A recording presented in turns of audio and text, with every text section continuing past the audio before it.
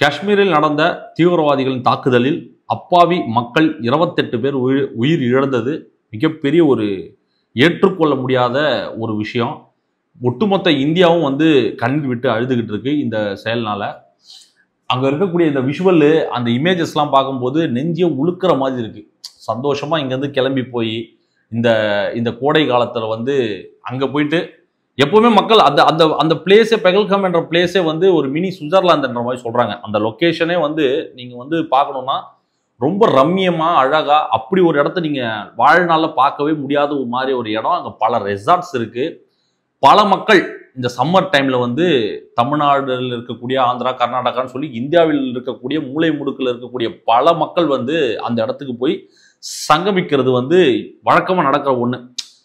எதிர்பாராத விதமா இந்த ஒரு அசம்பாவிதம் நடந்ததுனால ஒரு அச்சமும் ஒரு பயமும் ஏற்படுது. அடடா, நம்ம போலாமா வேணாமான்ற ஒரு அச்சத்தை பிளான் பண்ணி வச்சிருக்கவங்களது. இனிமே அங்க காஷ்மீர் போறதுக்காக என்ன மாதிரியான தடைகள் இருக்கும், இப்படிலாம் ஒரு பக்கம் அச்சமா இருந்தாலும், அப்பாவி மக்களை அதுவும் ஆண்களை தேடி தேடி சுட்டு, அதுவும் அந்த ஒரு ஒரு ஒரு அம்மா சொல்றாங்க, நீ போ மோடிக்கிட்ட போய் சொல்லு, உன்னை நான் கொல்ல மாட்டேன்ற மாதிரி சில செய்திகள்லாம் வருது ஊடகத்துல வந்துகிட்டு இருக்கு. அதெல்லாம் பார்க்கும்போது நெஞ்சையே உழுக்குது. உண்மையாலே ரொம்ப அச்சமா இருக்கு. எதுக்கு எந்த ஒரு மதமும் ஒரு உயிரை கொல்றது சரின்னு சொன்னதே கிடையாது. அது கிறிஸ்துவ மதமாக இருக்கட்டும், இந்து மதமாக இருக்கட்டும், இஸ்லாமியர்களாக இருக்கட்டும், எந்த மதமாக இருந்தாலும் ஒரு உயிரை கொல்வது எந்த ஒரு கடவுளும் ஏற்றுக்கொள்ள முடியாத ஒரு விஷயம். இது எதுக்காக இந்த இந்த மனித வேட்டை ஆடுறாங்கன்றத நம்மளால புரிஞ்சிக்கவே முடியல. ஒரு உயிரை கொல்றதுனால என்ன நடந்துட போகுது, என்ன மாறிட போகுது, அவங்க அடிக்க, அதுக்கு திருப்பி இவங்க அடிக்கன்னு சொல்லி தொடர்ந்து பல உயிர்கள், அங்க இருக்கக்கூடிய ராணுவம், இங்க இருக்கக்கூடிய ராணுவம்னு ஒரு மனிதன் உயிர் தான் போக போதே தவிர இதுக்கான தீர்வு தான் என்ன ஒண்ணுமே புரியல.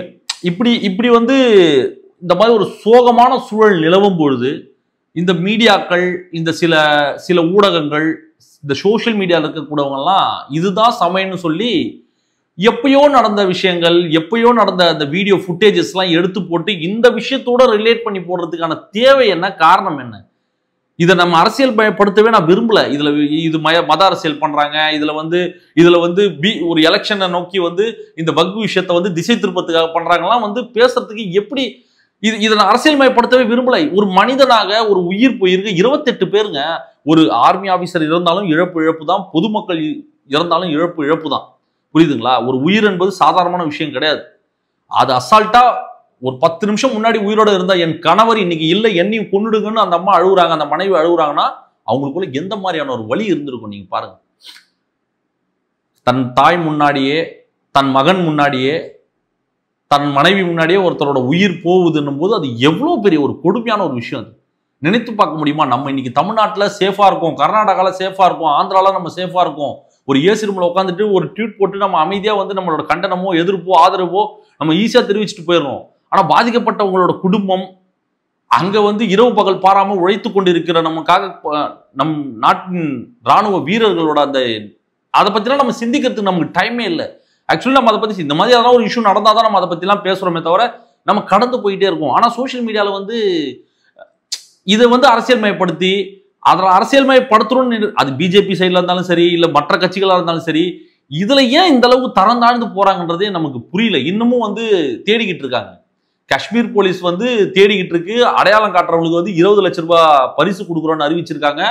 அங்க அந்த பெகல்காம் என்ற ஒரு அந்த லொகேஷன்ல ஒரு அடர்ந்த காடா, அது மிகப்பெரிய ஒரு காடு. அந்த காட்டுக்குள்ள போயிட்டு ஒருத்தன் ஹைட் ஆயிட்டான்னா அவனை கண்டுபிடிக்கிறது டிஃபிகல்ட்டான ஒரு விஷயம். இம்பாசிபிள்ன்றாங்க, வாய்ப்பே கிடையாது ராஜான்றாங்க. அதுக்குள்ள ஒருத்தன் போயிட்டு ஹைட் ஆயிட்டான்னா அவன் அவ்வளோ சாதாரணமாலாம் கண்டுபிடிச்சிடவே முடியாதுன்றாங்க. அப்படிப்பட்ட ஒரு டார்க்கான ஒரு அடர்ந்த காடுன்றாங்க அந்த இடம். அது அங்க தேடுதல் வேட்டையை தொடங்குறாங்க. அங்க இருப்பாங்கன்ற மாதிரி சில விஷயங்கள்லாம் போய்கிட்டு இருக்கு. இந்த பெகல்காம்ல நடந்த இந்த கொடூரமான தாக்குதலுக்கு பிறகு இந்திய அரசு என்ன மாதிரியான நடவடிக்கை எடுத்திருக்குன்னா, இப்போ ரீசெண்டா வந்த தகவல் எதுன்னு பார்த்தீங்கன்னா, இந்த வாகா எல்லை, அதாவது அட்டாரி வாகா எல்லை மூடப்படுகிறது. அந்த வாகா கேட்டுன்னு சொல்லுவோம் இல்லையா, அந்த கேட்டை மூடுறாங்க. அதுக்கப்புறம் பாகிஸ்தானியர்கள் இந்தியா வருவதற்கான விசா தற்காலிகமாக மத்திய அரசு வெளியுறவுத்துறை செயலாளர் அறிவிச்சிருக்காரு. அந்த விசா ரத்து பண்றோம், தற்காலிகமாக அதை நம்ம ஸ்டாப் பண்றோன்ற மாதிரி சொல்லியிருக்காங்க. அதுக்கப்புறம் SVES விசாவில் தற்போதுள்ள பாகிஸ்தானியர்கள் 48 மணி நேரத்துல இந்தியாவை விட்டு வெளியேறணுன்ற மாதிரி சில கண்டிஷன்ஸும் போட்டிருக்காங்க. பாகிஸ்தானுக்கு கடந்த காலத்தில் வழங்கப்பட்ட SVES விசாக்கள் ரத்து. SVES விசாக்களை ரத்து பண்ணியிருக்காங்க. அதற்கு பிறகு SAARC விசா விலக்கு திட்டத்தின் கீழ் பாகிஸ்தானியர்கள் இந்தியா வர அனுமதி இல்லை. பாகிஸ்தானியர்கள் இந்தியாவிற்கு வரதுக்கான அனுமதியை ரத்து பண்ணியிருக்காங்க, தடை போட்டிருக்காங்க. அதற்கு பிறகு முக்கியமான விஷயம் என்னன்னு பார்த்தோம்னா, பாகிஸ்தான் நாட்டு தூதரக அதிகாரிகள் மே 1ஆம் தேதிக்குள் இந்தியாவை விட்டு வெளியேற வேண்டும் என்ற ஒரு விஷயத்தையும் அறிவிப்பையும் வெளியிட்டிருக்காங்க.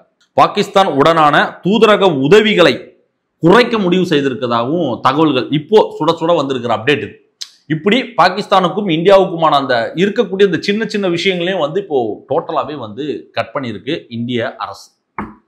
இன்னும் ஃபர்தரா அனைத்து கட்சி கூட்டங்கள் கூட்டுறாங்க. அனைத்து கட்சி கூட்டங்கள் கூடிய பிறகு என்ன மாதிரியான நடவடிக்கை எடுக்க போறாங்க, என்ன மாதிரியான விஷயங்களை மேற்கொள்ள போறாங்க, என்ன மாதிரி அறிவிப்புகள் வரப்போகுதுன்றதை நம்ம காத்திருந்து தான் பார்க்கணும். தயவு செய்து இந்த விஷயத்துல யாரும் அரசியல் மயப்படுத்தி அரசியல் லாபத்திற்காக எந்த ஒரு விஷயத்தையும் செய்யாதீங்கன்றத ஒரு ஹம்பிள் ரெக்வஸ்டாகவே நான் வச்சுக்கிறேன். இதற்கு முன்னாடி நடந்த புல்வாமா அட்டாக்காக இருக்கட்டும், இப்போ நடந்த இந்த மனித உயிர்கள், இப்படி ஒவ்வொரு விஷயத்திலையும் மனித உயிர்கள் போறதை எக்காலும் இதை ஏற்றுக்கொள்ள முடியாது. இதற்கான தீர்வு வந்தே ஆகணும். தயவு செய்து இதை வைத்து அரசியல் செய்வது ஒரு ஒரு எப்படி சொல்றது, கேவலமான ஒரு விஷயமா நான் பார்க்குறேன். ஒரு உயிர் போயிருக்கு, இருங்க முதல்ல அது என்ன அந்த அந்த துக்கம் கூட அந்த அந்த ஈரம், அந்த ரத்தத்தோட ஈரம் காயவே இல்லைங்க. காலையில் நடக்குது, ஈவினிங் இஸ்லாமியர்கள் மீதான அந்த வெறுப்பை நீங்க விதைக்கிறீங்கன்னு கேட்கிறேன் நான். எங்கேயோ ஒரு மூலையில ஏதோ ஒரு நடக்குது, அது ஒரு ஹிந்து பண்ணியிருந்தாலும் கிறிஸ்டின் பண்ணியிருந்தாலும் முஸ்லீம் பண்ணியிருந்தாலும் தவறு தான். அதுக்காக யாரோ ஒருவர் செய்யற ஒரு விஷயத்துக்காக ஒரு குறிப்பிட்ட சாதியில எவனா ஒருத்த ஒரு விஷயத்துக்காக பண்றது அந்த சமூகமே அப்படி, புரியுதுங்களா? அதே மாதிரி ஒரு மதத்துல இருக்கும் ஏதாச்சும் ஒரு விஷயத்த நம்பி ஒரு கிறுக்குத்தனமான முட்டாள்தனமான ஒரு விஷயத்த பண்றான்னா ஒட்டுமொத்த சமூகமும் அப்படின்னு பிராண்டிங் பண்றதை முதல்ல நிறுத்துகின்ற நான். அது எந்த மதமாக இருந்தாலும் சரி, எந்த ஒரு ஜாதி மதம் இனம் மொழி எதையும் கடந்து மனிதனை மனிதனாக பார்க்க வேண்டும். அதுதான் நம்மளோட ஒரு ஒரு கோரிக்கையாவே நம்ம வைக்கிறோம். இந்த இடத்துல தேவையில்லாம காலையில இருந்து நெகட்டிவ் ஒரு மதத்தின் மீது தொடர்ந்து விதைக்கப்படும் ஒரு நெகட்டிவ் பரப்பிக்கிட்டே இருக்காங்க. பழைய வீடியோஸ் விளக்கம் கொடுத்துக்கிட்டே இருக்காங்க. இல்ல இது இந்த டைம்ல வந்தது அந்த டைம்ல வந்ததுன்னு சொல்லிட்டு 2020 19 நடந்த வீடியோஸ் இப்போ ஷேர் பண்ண வேண்டிய அவசியம் என்ன? கேவலம் லைக்குக்காகவும் ஷேருக்காகவுமா? இல்ல தொடர்ந்து இந்தியாவில் சிறுபான்மை மக்களுக்கா மீது தொடுக்கப்படும் இந்த அடக்குமுறை ஒடுக்குமுறையா? எதுக்காக இந்த மாதிரி சில விஷயங்கள் பண்றாங்கன்றது தெரியல. எதற்காக இருந்தாலும் கூடிய விரைவில் இதுக்கு ஒரு தீர்வு வரணும். முதல்ல அரசாங்கம் இதுக்கு ஏதாச்சும் ஒரு தீர்வை கொண்டு வரணுன்றத ஒரு கோரிக்கையாக நம்ம வைக்கிறோம். மிகப்பெரிய ஒரு கொடூரமான ஒரு செயலா இந்த செயலை நான் பார்க்குறேன். நன்றி.